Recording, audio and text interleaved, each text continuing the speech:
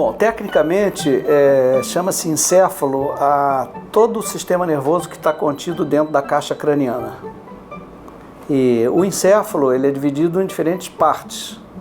Uma delas é o cérebro, que é menor do que o encéfalo, é uma parte do encéfalo, que é constituída pelos dois hemisférios cerebrais que alojam principalmente o córtex cerebral. Uma outra parte do encéfalo se chama cerebelo.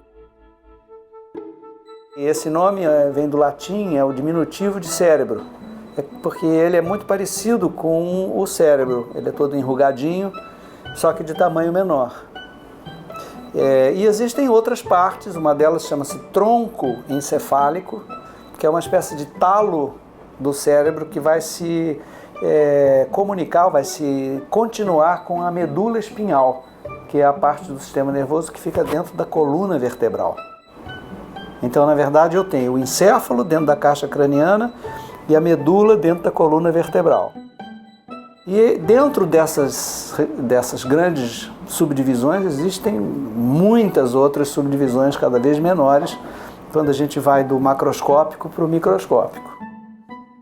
Já tínhamos acumulado uma série de trabalhos usando um novo método que desenvolvemos aqui no laboratório para a contagem dos números absolutos de neurônios e outras células do cérebro de várias espécies de animais, inclusive o homem. E a ideia era questionar algumas das principais ou das mais comuns crenças que os neurocientistas têm e que a população, de um modo geral, a opinião pública, de um modo geral, tem sobre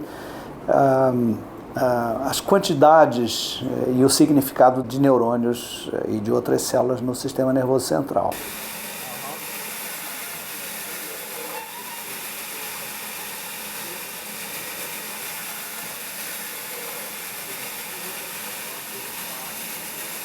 Utilizamos uma técnica que foi inventada pela minha colega Susana Herculano Zell, colocar pedaços de tecido cerebral dentro de uma espécie de pilão.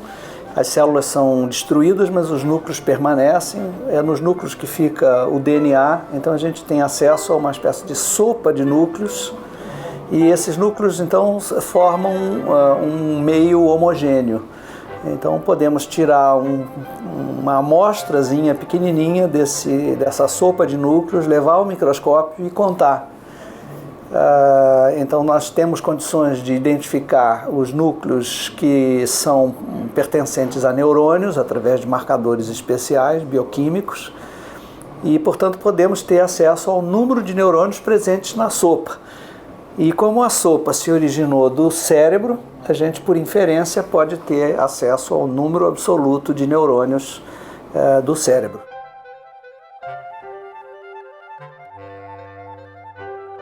Nós podemos contribuir com o esclarecimento de um certo número de crenças que eram mantidas pelos próprios neurocientistas e pela opinião pública de um modo geral.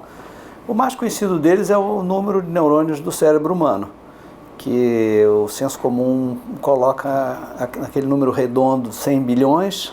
Eu mesmo tenho um livro chamado 100 bilhões de neurônios. Mas, na verdade, o número que encontramos experimentalmente foi menos que 100 bilhões de neurônios em indivíduos entre 50 e 70 anos de idade. Foi 86, em média, bilhões de neurônios. Outro aspecto é que se considera, geralmente, que o cérebro humano é especial, né? Seria um cérebro diferente dos demais e superior aos demais animais.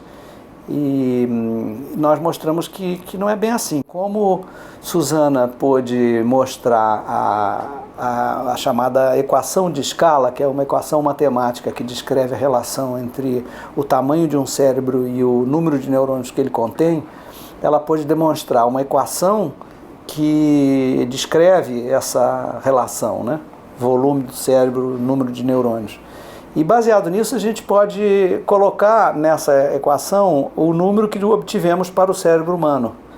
E fazendo isso a gente verifica que ele bate exatamente com a equação, que significa que ele e os seres humanos, nós, somos apenas macacos grandes.